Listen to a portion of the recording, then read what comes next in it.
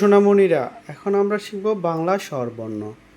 শরীয়তে অজগর, শরিয়াতে আম, রসইতে ইলিশ, দীর্ঘইতে ঈগল, রস্যতে ওট, দীর্ঘতে উষা, টিতে ঋষিমশাই, এতে একতারা, ওইতে ওরাবত, ওতে উলকুচু, ওতে ঔষধ।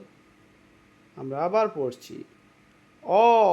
অতে কি অজগর,